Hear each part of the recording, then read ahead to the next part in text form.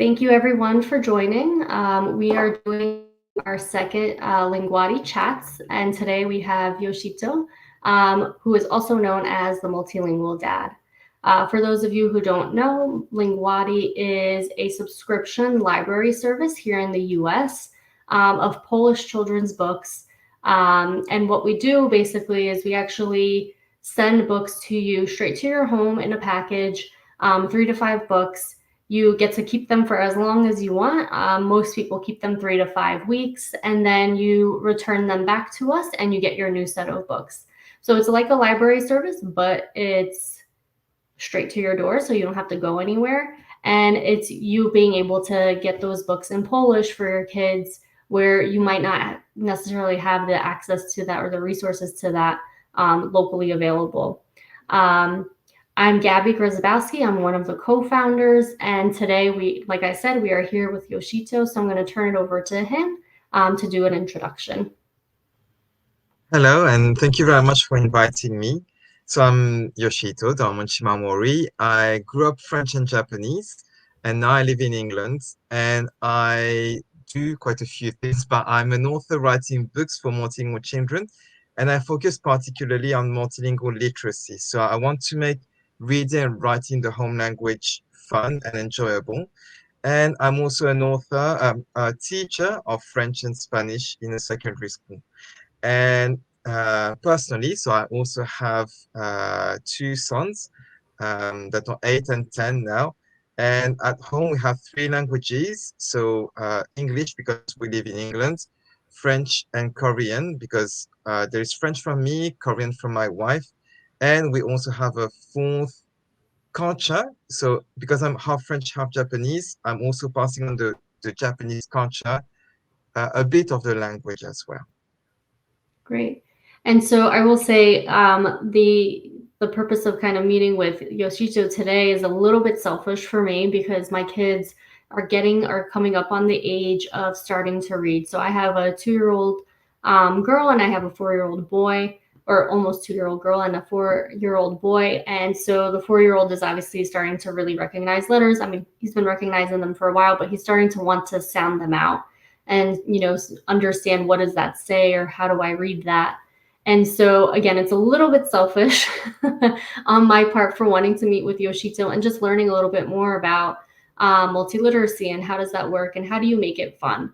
I am actually first generation here in the US, but Polish heritage. So I have learned to read and write, and most of it, at least the building blocks of it, was through Polish supplementary school, which was Saturday school for us here in the US. But I only did that for about 4 or 5 years. And then after that, in our own kind of multiliteracy journey or biliteracy journey, it was really just simple things that my mom did that I think really helped us engage with the language and see that it's usable, which was like writing grocery lists in Polish. And like writing cards. So we used to make homemade cards, obviously, like for my mom, for Mother's Day, for her birthday, for whatever. And so we would write in them in Polish, and she would always correct them, which was a little bit of a double-edged sword sometimes. And not necessarily the funnest thing, but it did help, and it gave us the exposure to practicing to write and read a little bit in Polish. And then as we got older and text messaging came into play, because I am of the generation that we didn't grow up necessarily right away with text messaging. Oh, wow. But when that came in, and my brother doesn't like using the phone. He doesn't like talking on the phone. He'd rather text. So that's actually when my mom started doing this thing where we would text in Polish, but if we texted something and we spelt it incorrectly or like used the wrong grammar, she would text back using the correct grammar or the correct spelling and then answer our question or continue the conversation. So it wasn't like you did this wrong. It was more like, by the way, In the conversation. right, in the conversation. So like she wouldn't necessarily even address it direct, like say anything out loud about it. But let's say I Yeah. spelled thank you wrong. And she would spell it correctly and then say you're welcome. Yeah. So it was a very easy way, I think, to incorporate literacy, and especially like home language literacy for us. especially when we didn't have, and she didn't really have a lot of resources. Yeah. I did actually later go on to Jagiellonian University, or Uniwersytet Jagielloński in Krakow, for a summer where I did take some courses. And actually, in my college, my home college here in the States, I was also able to take Polish language. And so I've been able to kind of grow my literacy from there. And now that I have kids and we're reading all these books with them all the time, for sure my literacy has, like, skills have gone up a lot more, just practicing with them on the day to day. And so again, because I am now coming upon the time where I have to start teaching him, or I feel like I want to start to teach him to read, and then later my daughter, um, I want to understand kind of what is your perspective on this? What's the best way? Do you have tips? Do you have tricks on those things? And so, I guess first starting off with, what inspired you to kind of create some of this bilingual content? And so, again, Yoshito has a Instagram page, the Multilingual Dad, where he provides bilingual content, or or biliteracy content. And he also has this great book. I just got it in the mail. So, The Parent's Guide to Raising Multiliterate Children, which I did take a quick look at it, and it has basically a lot of different activities for you to start out with, and at different stages to do with your children. So, tell us what kind of inspired you to start your Instagram page, or your YouTube channel, and writing this book. Um, so I didn't have straight away the idea of doing it about multilingual literacy, but it's something that has been very important for me since the beginning, because of my own experience. So when I was in like in primary school, I was also going to a supplementary school where I Okay. learned to read and write in Japanese, and then I went to an international school where I had some lessons in Japanese as well as lessons in French. So I had literacy, like reading and writing. I was reading and writing Japanese almost every day when I was a child. But even with that, it was really difficult. On the one hand, is because in Japanese we have the Chinese characters, so we need to be able to read close to 2,000 characters to be able to read a magazine or newspaper, Hmm. and that was difficult. But also the vocabulary, I didn't have my vocabulary wasn't as how to say wide as someone who would be living in Japan. So even if I wanted to read a book like a sci-fi novel, it was really difficult for me to understand what was going on because I was lacking the vocabulary and it was difficult for me to read. And this led me around the age of 14 to start doubting my own identity.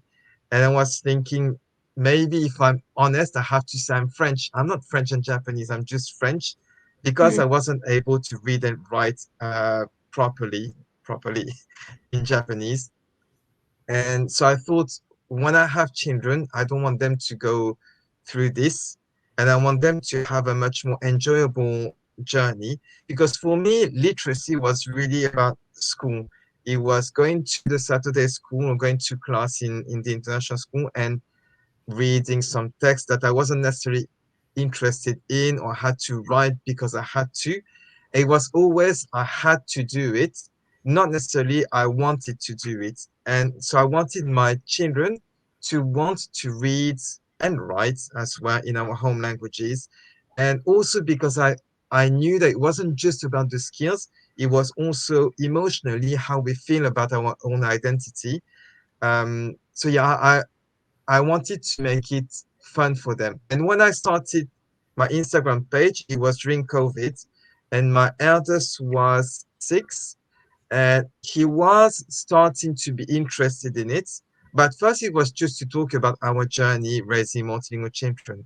And then I guess it's because it's so important for me, I started to share what I was doing with my sons, and that got interest. And then I started writing this book. Because I'm a teacher, it's easy for me to think of these ideas, and I thought there are other parents who might not have the teaching background I have who would want to do it. So I tried to explain how to do it with minimal amount of resources and that really quick preparation how to do it. And yeah, that's how started writing these books. And but my goal through my books, so I have 4 books. So the one you showed already, The Parent's Guide to Raising Multi-Literacy Children. I Right. have a comic book, and these are more for like 10 to 14 years old, because it's like, because one other thing is, as I said, when we grew up in a country, we might be lacking a lot of words that if we're living back in the country, we would have. So I wanted to close the gap as well. And I wrote this book to encourage children to read and to write in their home languages, but in a fun way. So it's a comic book. It doesn't look like work at all. Uh, this one is a guide, and this one is a like diary, but it's not something that looks like work you would do in school. And that was one of my main criteria, to try to make something that's fun. And the consequence is that they practice reading or writing their home languages. Yeah, I mean, I think that's really key, right? Is for most of us who are trying to pass on a home language, or a lot of us, we are proficient in the majority language. So, it's a little bit different than the way I grew up. For example, my mom wasn't super proficient in English. And so it was more of a need for Yeah, me to be able to communicate with her in Polish versus now me teaching my kids is more of a want. yeah, It's really accessory almost in terms of the usage that they need it for on their yeah, data in their day-to-day life. So if it's not going to be fun, if it's not going to be engaging, it's going to be really difficult to kind of continue doing this with them.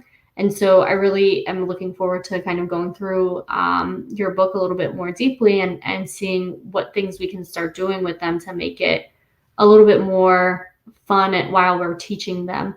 Because of course there yeah, is, Polish supplementary school, but as with anything, and I think as with most teachers would agree is all learning does not happen at school and it happens at home. And in order to continue with it, you have to be consistent. And that's really the biggest thing in any subject, I think.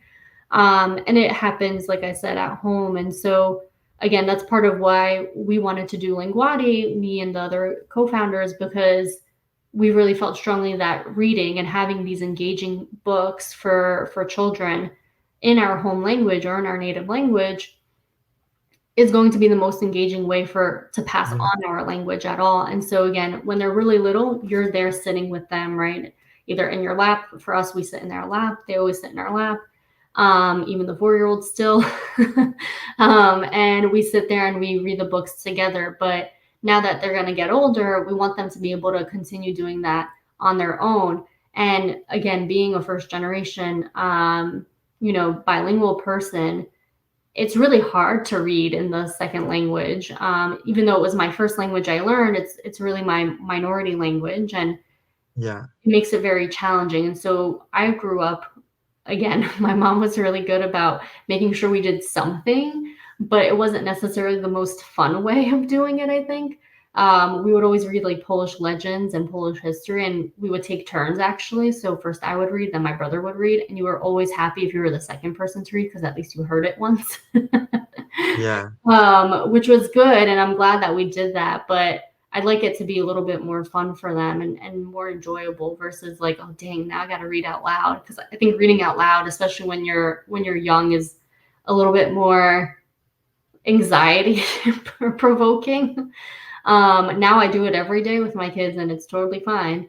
But it's yeah, just different, right? And so again, some of those things change with age, I think, and maybe personality. But even now, like if you're gonna ask me to read a book this size in Polish, I'd be like, okay, it's gonna take me a while to get through it, I think. yeah, Um, what I have done personally for my own kind of literacy in Polish and my minority language is I've started listening to audiobooks actually, because I am a busy mom of toddlers and work full time. So I don't necessarily have time to like flip through a book. That's harder for me. So I have been doing audiobooks. So it would be interesting kind of to see what your maybe take is on audio, listening to books or listening activities in terms of bilingualism and kind of continuing with the literacy, even though it's maybe just listening. But I think so. Whatever the input, as long as they enjoy it, they're going to take it in a lot more.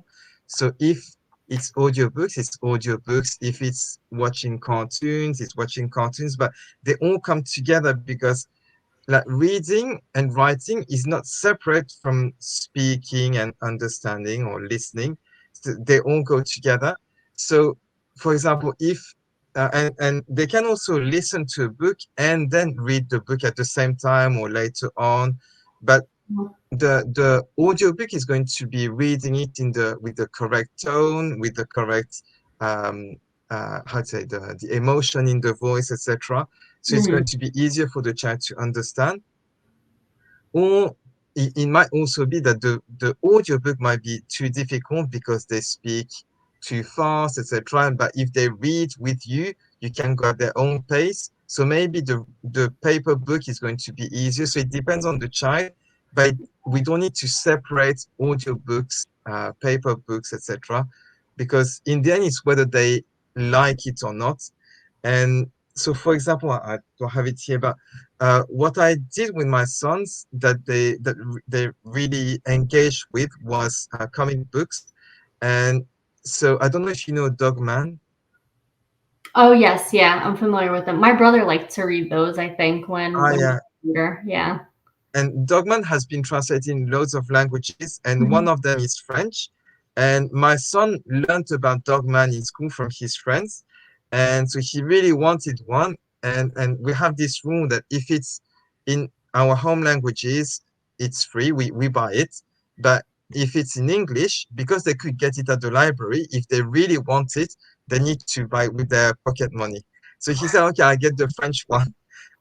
And so I got it, and like the whole afternoon, the day we got it, the whole afternoon he was there. He wasn't probably reading everything, but he was reading the onomatopoeia or the small speech bubbles. Uh-huh. And this series is what got him fluent reading in French because he loved it so much. So the effort he was putting wasn't as he wasn't really maybe feeling it as effort. It was more what enabled him to get to the fun of the book. It's the same for Korean. I think yeah, it's this book. It's again it's a comic book. It's really Okay. silly. It's about the story of a brother and sister, and they keep arguing, etc. So it's really the vocabulary that they would use as children that's in the book. So their Korean has improved a lot in terms of how natural it sounds, and also of course the reading because they keep reading these series. Hmm. So yeah, so finding the books that you were saying you try to get the books that children like to the into their hands. So I think that's one of the key things. Once a child finds a book they love, they're going to be reading and wanting to read. And even if at the beginning it's not everything or it's reading with the parents, but at least they see something they love and they want to explore it a bit more.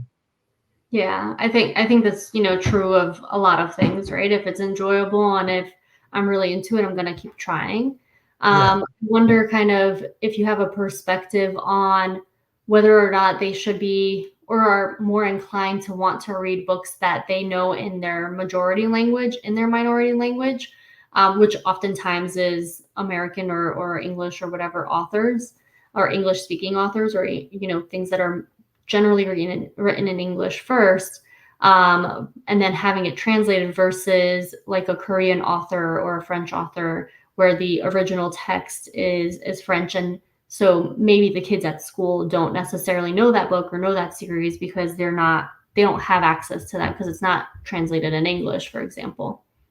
So I think one of the main beautiful things we need to remember about being bilingual or multilingual is that they can access more books. So they can access those that their friends tell them about that are from English authors or that have been translated in English. But they are going to hear from their friends, but we can also introduce them to other books that are in our home languages, not necessarily originally in our home languages, but that have been translated. Like we read a lot of manga, so they're originally in Japanese. But for example, the Pokemons, we have them all in French. So they read a lot in French that way. And even when they read in the library, they find them in English. So it's never in the original language, but they like the story, so they read Oh, it. And I think that's also one thing we need to be careful about is to not corpor I can never say this word, corp to put in categories okay. each Mhm. language, because otherwise they're going to see language as something that's limiting them. So it's not reading a book in Polish or English, it's just reading an adventure book. And if they find something interesting in Polish, they're going to read it in Polish. If it's something interesting in English, they can read it in English, but they can access more variety of books because they can speak two, three, four languages. Mhm. And so, for example, what we've done at home to encourage this is so we have one routine, which is reading with them every night as part of the bedtime routine. And Mhm. but we never said, okay, we're going to read French books or Korean books. It was just what kind of books you want to read. And sometimes there might be books that they enjoy, like this Korean series. So we would read them night after night. Or it would be my wife because it's Korean. But Mhm. English, we can both read it. So it depends on what they want. And French, it's mainly me who reads them. So depending on what they wanted to read, we would help them access them. But it wasn't determined by the language. It was more determined by what they wanted to read. And Okay. so we also didn't say no to English books. Like we went to library several times a week, and got some English books as well. So we would read also English books. And but for example, as a parent, sometimes I used to think, well, we've been reading like for a whole week just English books. I hope I wish they would want to read something in French. And if, Yeah. for example, one night I say, "Oh, what do you want to read?" and they're like, I don't know," I would just pick a French book and say, "Oh, it's been a while we haven't read this one." So Yeah. I don't say it's because in French. I say it's because I want to read it, or because it's been a long time we haven't read it. And if they don't have any precise desire, they would go for it. So Mhm. that's how I try to keep the balance between English books and our home languages, Okay. but never by restricting by the language, more by what they would want to read. Okay. So yeah, that's definitely an interesting perspective because me personally, for now, I've pretty much only chosen Polish books. I mean, again, they're right now too young to realize what language the book is in, so they don't even really know. And if they do Yeah, pick up an English book, we just kind of translate on the spot. yeah, yeah, So that's the way we've been approaching it. But I think, a lot of that is rooted in fear because it it's really hard to keep up that home language as they get older. And here in the States, at least, like in the town that we live in right now, there's very, very few people who speak two languages. None of the kids in his class speak two languages. So it is, I will admit, like definitely a little bit like rooted in fear because I'm like, it's going to be so yeah, hard for them to get into it. But I know that's not the way we should be doing things. It shouldn't be out of fear. But, for now that they're so little, and actually like 99% of our books are in Polish anyway. I imagine as they, do get into school, they'll want to have both English and Polish, and we'll definitely be more open to, reading those books in English because they are there, and he is going to be learning in English and learning to read in English. And so even having to practice at home, especially in those early years, I think will be really important. But for sure, it's definitely like a bit of a fear of mine, personally, because I know how hard it is to kind yeah, of come back when they're really into the more majority language, and all their friends are reading the same book and they want to read the same thing, which is yeah, why I asked that other question, because at least in speaking with some of the like Polish supplementary school teachers here, they're like, the books, if you can get books that are the same ones that they're reading in English, that their friends are reading in English at school, sometimes that's a little bit more motivating to some of the kids because at least it's the same thing and not necessarily something different, so they don't have anything to talk about. So yeah, basically including a mix of both. And I think, the way you and your family have been approaching it is really unique actually, in that this is opening up the world to you of books and of just understanding different, like being able to understand different medias in different Yeah, languages versus I only want you to focus on this because this is what's important for us. And that's what we have to do. And it's really more like, well, because this, now we can enjoy this, and this versus only maybe, things in one language, which I think is really great. Is a good perspective for parents to think about when they are kind of on this multilingual journey and trying yeah. to make sure that their home language kind of sticks through and isn't, something, and it's something that's enjoyable and not something that, oh, I have to do it because my mom wants me or because my dad wants me or because they say I need it because my grandparents, only speak this language and that's really the only time I ever used it. Yeah. And so kind of making it a little bit more tangible and usable in a lot of different ways versus just one way, or because I have to.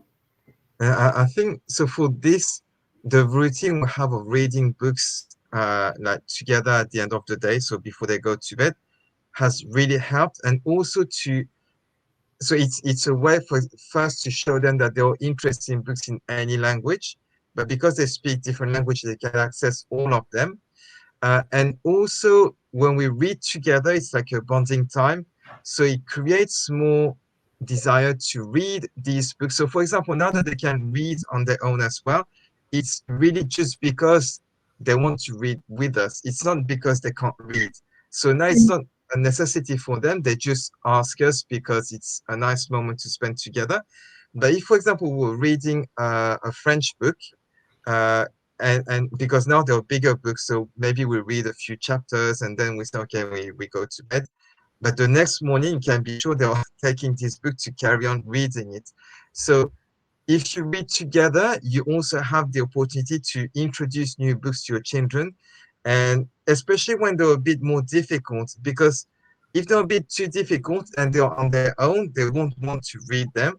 But Yeah. if you read with them, then they can carry on because they know about the story. So if they carry on with one chapter, maybe they won't understand everything, but they can understand 80% because they know already the context. They know most of the words that are repeated or names of people, etc. Yeah. So yeah, reading together, I would say one thing to keep in mind is not to do it just when they can't read on their own, but to try to carry on as much as possible because it's going to bring them a lot more vocabulary and you're going to be able to introduce books that they wouldn't know if you weren't there. Because English books, they have their friends, they have the local library, they have all these Yeah. people who are telling them this book exists. But in Polish or in French or Korean for us, Hmm. except us or maybe friends who are from France or Korea, there won't be anyone. So I guess having a time where you can introduce them to that kind of book that they can find interesting is great. And another thing that I often hear a bit um, put on the side is comic books because it's like it's not a proper book, not proper reading. But as I said before, like my sons, they became fluent readers because or thanks to the comic books. And because the great thing about comic books is that you have all these images that are showing you like 70, 80% of the story and you just need to read a bit more to access the rest. So it's not that much more. Like you put a bit of effort to be able to laugh when there is something funny, or when you see people running around on the page, you want to know why they're running around or what they're saying. So so then these images are appealing and they want to read. So yeah, I just want to make this point that comic books and actually anything they can read is proper reading. There is no hierarchy. And yeah, so comic books or like they have helped us a lot. Yeah, and I think, the routine piece is really important, whichever way people incorporate that, because we actually read before bed as well. And it doesn't have to be a half hour or something. I think that's really key for a lot of people. I think there's this pressure that, oh my gosh, I have to read, 20 minutes every day. And it can Yeah. be really short sometimes. Like sometimes you're tired or sometimes they're tired and you're just trying to get to bed. And even the 5 minutes to flip through a quick book or even read just one small chapter in a book is really impactful in terms of, again, including it in that routine. It doesn't have to be an hour, it doesn't have to be some huge goal, but something that's really tangible and works for you and your family. And then, again, to your point, like that time where we're reading with our kids is really our time with them. And so we get to spend that time kind of cuddled up. Right now, again, my kids are pretty young still, so they sit in our lap or we sit in bed. And I hope that they want to do this for as long as possible. Yeah. But I definitely, hope that when they get to the age of your kids, so, around 10 or so, that they still kind of want to sit with us and read something together, because it's really that enjoyable and not because like mom wants me to read and that's it. Yeah. Um, and I think the second thing that I wanted to point out is, the things that you touched on in terms of as they get older, and maybe they can't read everything in the home language on their own because it is more difficult and it's the end of the day, so they don't want to necessarily be flipping through a chapter book. But you as a parent being able to do that and growing with them is really great too, and it's really great access and to vocabulary, to sense instructor, to grammar and everything as well. And it's something that I actually never thought about until actually I was in a mom group that has nothing to do with reading, but people were asking about reading in English as the majority language. It's not a bilingual group or anything either. And they were talking about, oh, my kid is 8 or 10 or 12 and they really want to, like, we read chapter books every night with them. And some of them, they even read chapter books at age like 5, because if the kid can sit there and is okay reading one chapter at a time, why not? And it was something that I never thought about necessarily before, but I was like, yeah, I guess, I mean, as my kids get older, I could do the same thing, just do it in Polish. So I do think a lot of those things, it's reading comprehension in general, and being able to listen to even a story and understand it. And that applies probably to, I would imagine, all languages, if not most. And the comic books, again, that I think is something that is super in right now with all kids, probably all over the world, because I know here, like, I have nieces and nephews who are quite a bit older than my own children, love manga, love comics. It's really Yeah. easy to get through and to read, and it's enjoyable for them. And so, again, Yeah. we could do the same thing in our home language and bring those resources or materials in, and have them available, I think. And the challenge sometimes though is having them available in home language, right? And so again, that's what we're trying to accomplish in Linguati, is providing all those resources and providing all those materials for parents here in the U.S. of Polish speakers to be able to, incorporate that in their daily routine, or and make it enjoyable, again, is, I think, first and foremost. Well, I think it's great that you offer this service to send books to the families and to have, I don't know if you have a catalog or something, but I know that for French or Korean, like even more for Korean, it's really difficult to find books. And because we live in England, it's more difficult to know what books exist in French. So we can know when we go back to France, like can go to the local bookshop or library and discover new things. But otherwise, I just rely on blogs or people who say, okay, these books are for like great books for boys aged 8 or whatever, and then I can read some suggestions, go and check. But yes, and for Korean, it's even more difficult because we don't have as much choice on Amazon, for example. In French, there are loads of books we can have in French, maybe because we live close to France. Yeah. But in Korean, like the only thing we found for now is to like when we went to Korea, we went to libraries and bookshops and we tried a few things and we have some friends who are about that age who suggested this book is really good. And then we bought them, but we bought loads of them. So because the shipping cost is really expensive. So we bought loads, so it doesn't like it's not paying too much for like just 3 books. So I think we bought like close to 100, but it was a second hand bookshop. And but yes, we bought loads, and we're giving them little by little so that they don't feel like they have loads to read and then nothing. So from Yeah. time to time, we give them a new book. Hmm. No, I mean, and that's the challenge, right? When you're raising in a minority language and you're not in close proximity, or you don't go to your home country or one of the native countries very often because for a variety of reasons, time, money, whatever, priority, it makes it that much more difficult to get your hands on those resources, especially books for that are targeted towards children. Again, like part of the reason I got really interested in this is I did go to a Polish bookstore here in the U.S. and the books that they had for kids were all really books for ages 8 and up, probably, or 10 and up, and it's all like Polish history and Polish legends, and it's aimed for kids, but it's obviously for an older set of children versus what I was really looking for, which at the time I was 3 months pregnant with my first. And I just wanted like a book about colors in Polish, like something that was really pretty to look at and really drew, a very young child in. And that's again actually how this whole journey about bilingualism and biliteracy for me and for my family has kind of begun because that's what I was looking for and it wasn't available. And Yeah, so I started buying all these books, and again, we're up to 1,000 now, pretty much, in Linguati, and it's from various ages 0 to 13. But that's really what we wanted to do, and what I wanted to do for my own family.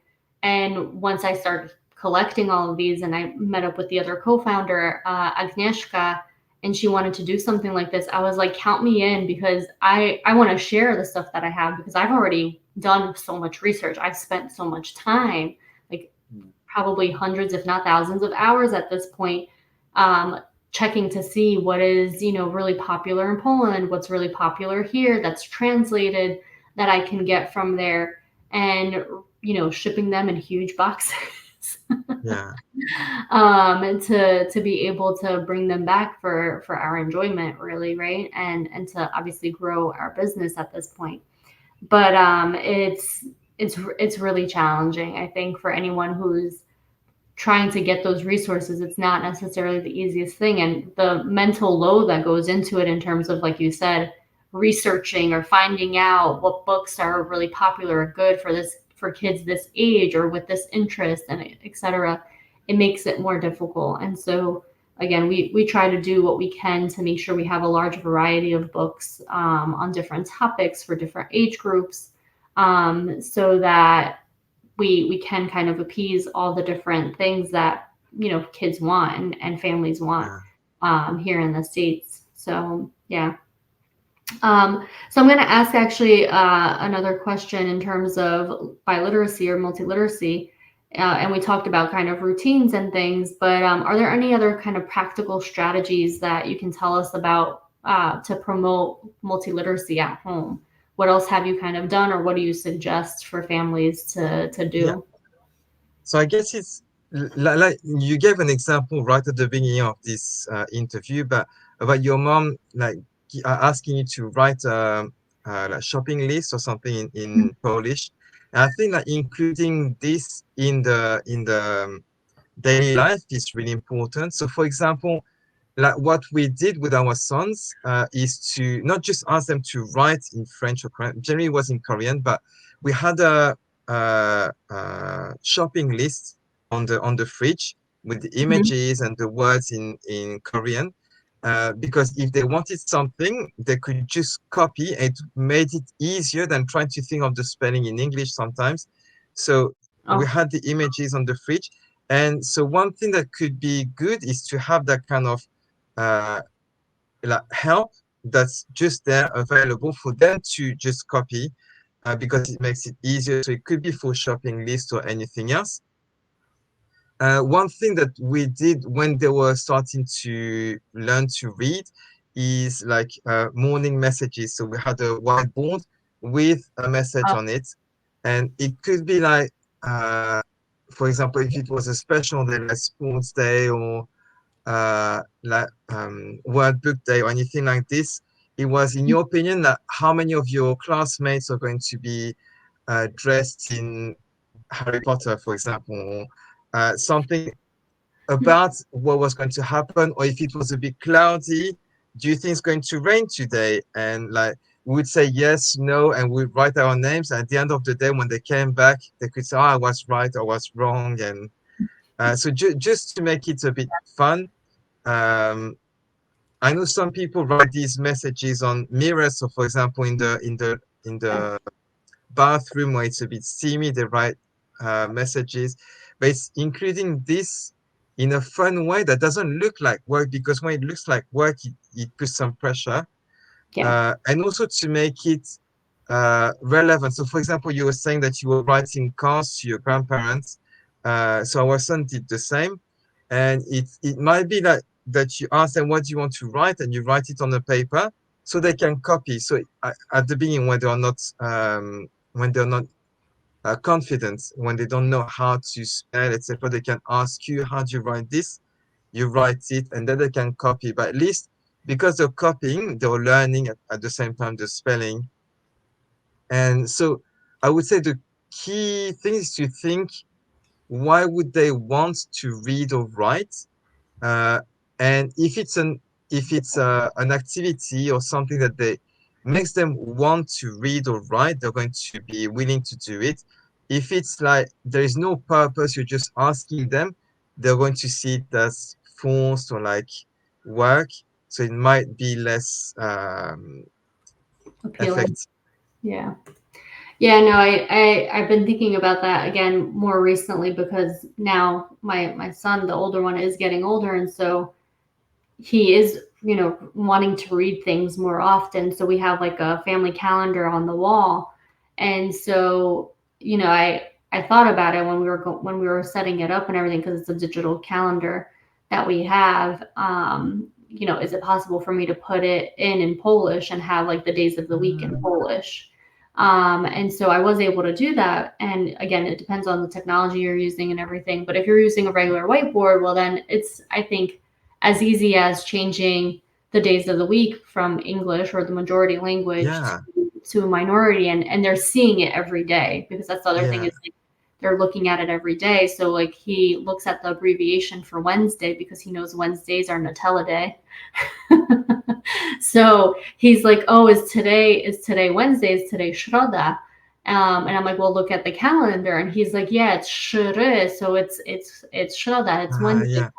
So Yeah, today's so he's holiday." recognizing the letters. It's really like hilarious to us, but yeah, he really like pays attention to that. And so again, I didn't think much about it necessarily when I first did it. It was mainly, honestly, maybe it was more for my mom, to be honest, because I mean she can read it fine in English, and especially days of the week she totally knows that. But I was like, oh, like, she speaks Polish and reads in Polish, and so do we. Like, we can just do it in Polish, and then we have everything in Polish. And I think at this point it's easier for now to have the calendar in Polish. So let's just do it in Polish.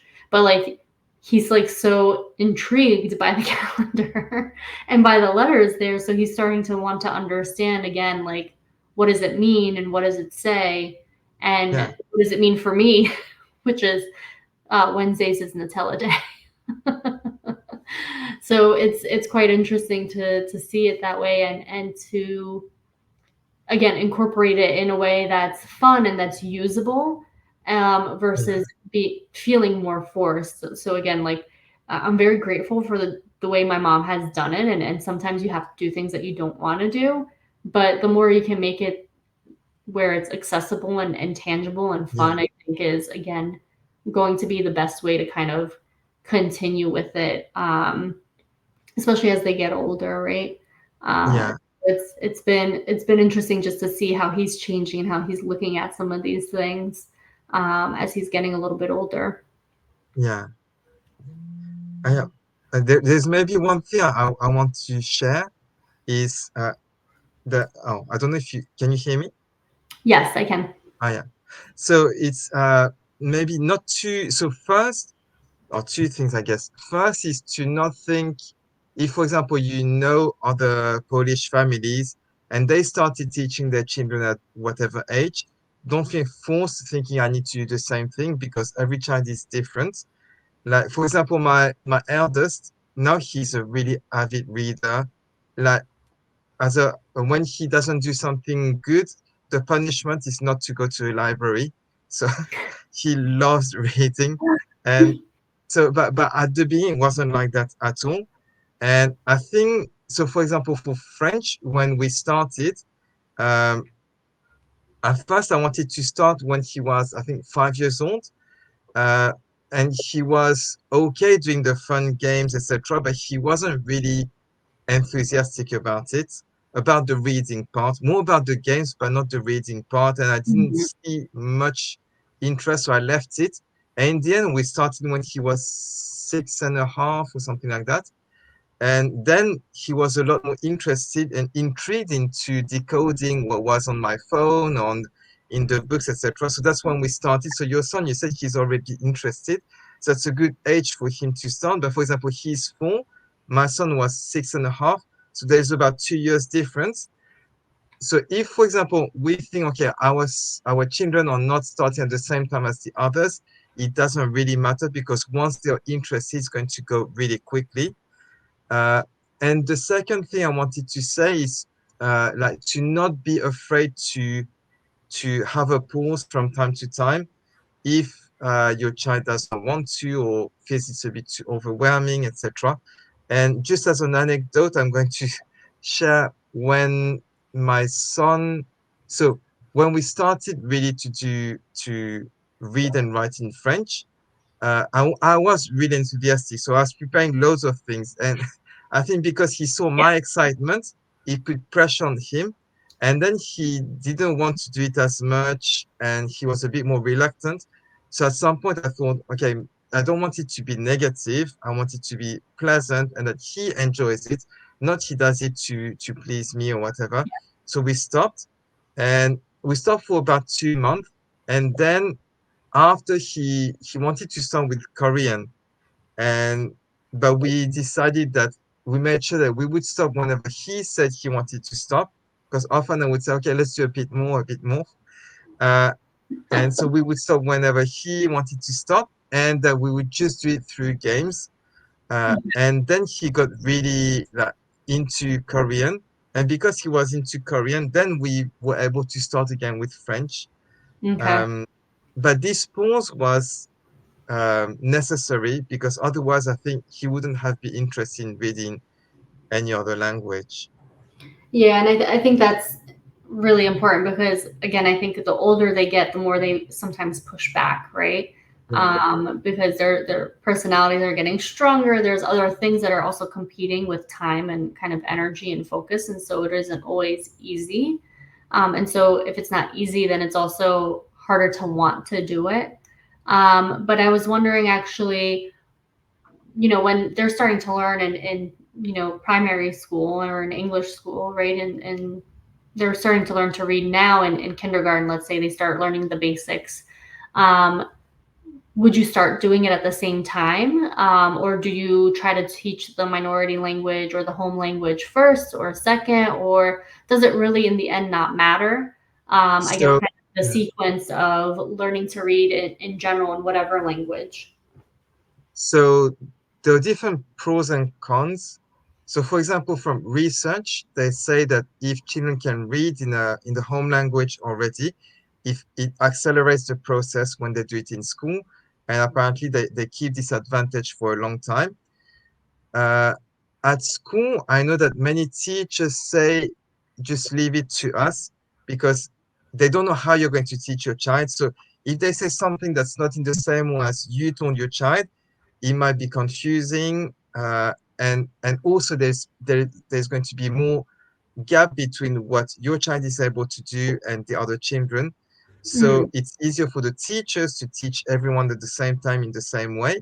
And then you, as a parent, you can also use whatever they've learned already to teach your child in Polish or any other language. It's going to go a lot faster. So, for example, if you're not confident in doing it, there is no harm in waiting that they learn in school. Okay. But also, if your child is interested, it's a shame to just stop there. Yeah. Uh, so I would say the main thing is to see if your child is interested and motivated. And if they are, you can start. So there is my book, for example. There is another book that's called Toolbox for Multilingual Families. That's another book with um, different kinds of activities as well Okay. that you can use. There is my on my YouTube channel called Library for Multilinguals. I Yeah. also share a few tips. But I would say the main thing is to see if your child is interested. When my son, my eldest, the one who loves reading, he started in school, in the English school. He didn't like it, and every week he had to read a book. I would wait until Sunday evening to do it because he was so reluctant. Hmm. Um, and but then once he started to see the benefits of being able to access all these stories, he was a lot more interested. And that's when we started. And because he had started already to understand that the sign on the paper is a sound, you can combine them, etc. Then for me, teaching him French or Korean was a lot easier. It went really quick because he had all this knowledge from school already. So yeah, I would say don't stress yourself. Just see if your child is interested. Yeah. It sounds like it. So I mean, and it also probably what you're comfortable with, right? In terms of teaching Yeah, your own children to read in your home language. Because maybe you are planning on sending them to supplementary school, and so you're going to wait until maybe they're providing some materials which will help you. Because again, I don't know necessarily how to teach either. I'm not a teacher, and definitely not an English teacher or Polish teacher by that by any means. But what we have been doing, and maybe helpful for other parents to hear, is my son is starting to ask questions and or like recognizing like, oh, like because the sounds are different in Polish, generally speaking, what you read is the sound that you make, and it doesn't change. Whereas in English, like a C can be ts, or it could be a k sound depending on what word it is, right? Like in cook, yeah, it's the same sound as a K on yeah, both sides. But in English, but in Polish, it would never be pronounced that way. And so he's asking those questions already. So we're at the very oh, least just trying to answer them, or like letting him know that, oh, like for example, Costco. Do you know what Costco is? Do you guys have yeah. Costco? The shop. Yeah, Yeah, so we have a Costco, and he's like, oh, Costco starts with K because it's k sound, and I'm like, yeah, that's really good. I'm like, in Polish it would, but it's an English, reading of it, and so it's actually a C. He goes, no, it's not. He goes, it's a K. I'm like, okay, well, we're gonna pull up right now because we were actually driving to Costco. This was like last weekend. And I'm like, look at the sign on the, the building. And so he starts reading the letters, and I'm like, yeah, it says C, and he's reading them in Polish. And I'm like, that's really good. Now, like, we're gonna read them because he's learning the letters in English as well in preschool already. And so I'm like, okay, okay, well, we're gonna read them in English. And so in English, the C sound makes different sounds, but in Polish, it yeah, always makes the same sound. So, like, I'm not necessarily doing a lesson with him because, again, I don't feel that I am qualified. But I am like, he's starting to ask the questions. So, we're kind of following his lead in terms of what he wants yeah. That's great. Yeah, understand and stuff, which again is really interesting because I don't think my mom always laughs and she's like, he's smarter than the three, because there's three of us, me, my sister, and my brother. She's like, he's smarter than the three of you put together. So like, but we're just following his lead, which it sounds like is what you were doing with your kids, and what's kind of the recommended thing in terms of when are they actually interested in learning this, and don't put so much pressure on it. And so again, I've tried a couple of months ago, like taking a book out and saying, oh, like let's read like cats in Polish, like kot or whatever, and he's like, I don't care. right. I wonder, maybe now or in a couple months from now, maybe he'll be more interested in it, and we'll see what happens. But I guess just kind of continue following his lead, and seeing how Yeah, it goes. And I do want to actually, say one more, or bring up kind of one more topic, and yeah, um, is goals, right? Our family goal is for our kids to eventually be able to read and write and speak and understand in Polish. That might not be everyone's goal, right? Maybe you don't need or want them to necessarily read on their own or write on their own in your home language, and how much that influences obviously the decisions you make in terms of how you're going to raise your bilingual or multilingual child. And so, I mean, I guess you as a teacher, how do you maybe approach that with families or with children, and what they are expecting and what their expectations are and what their goals are as a family, and for their home language or for another language, because I know you teach French and Spanish, I think you said, right? Yeah. But I think the goals we set, so first when our children are little, it's us parents who are setting the goals. So, for example, you said you want your children to be able to speak, read, and write and understand Polish as well as English. Uh, but then we can think of to what level. So, is it to, for example, just go on holidays and being able to go to the supermarket and buy what they want, to go to a train station, maybe when they're going to be older, to go to Yeah, a train station, maybe travel around the country, etc. Or is it going to be to study in the language or work in the country? So we can have these different goals, and according to this, we might do certain things. But then at some point, when our children get older, they they have a say in what the goal they are going to achieve is. So, for example, if you think, I want my child to be able to work in Poland later, but they're not interested at all, they just want to go on holidays and enjoy the holidays there, maybe they're going to say, I don't, my goal is to just go and have fun in Poland during the holidays. So mhm, then maybe you can reduce a bit like the whatever you're doing to reach your goal. Because if their goal is to be enjoying things when they are on holidays, you're going to be maybe putting more focus on the speaking or the reading. Writing is not really necessary because when you go to a country, maybe you need to understand the menu in the restaurant or you need to understand the signs in the street, but you really have to write. yeah. So then it depends, yeah, what you want to do and what later on what they want to do. Yeah, and I think, a lot of the bilingual kind of experts and stuff will say the same thing is, we provide a foundation as parents in terms of Mm, what they're able to achieve, and making sure we kind of set them up to be yeah, able to do as much as maybe they want to do in the future. And then ultimately they decide, right? I mean, how much they want to use it. And it is a little bit yeah, of use it or lose it skill that if you aren't actively participating in it, then it does get much harder. So again, even for myself, because my kids are at an age where we do read literally every single day, my Polish reading skills have also increased exponentially over the last 4 years.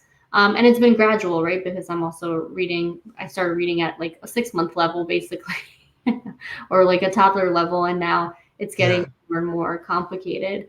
But those goals will, again, right now that goal is the same, but I think being flexible and being listening to your kids, and again following their lead in terms of how much they really wanted it the older they get, is really important, and making sure that again we're kind of listening and being empathetic to what their needs are and what their wants as well. And I think also to nurture, to cultivate this uh, will to want to read and write in Polish, for example, it's important as well uh, to get them familiar with the culture, the cultural side of Polish, because it's not just a language, it's not just reading, there's all the cultural side, and generally that's a lot more appealing than I don't know, that read like the effort they put to read and write.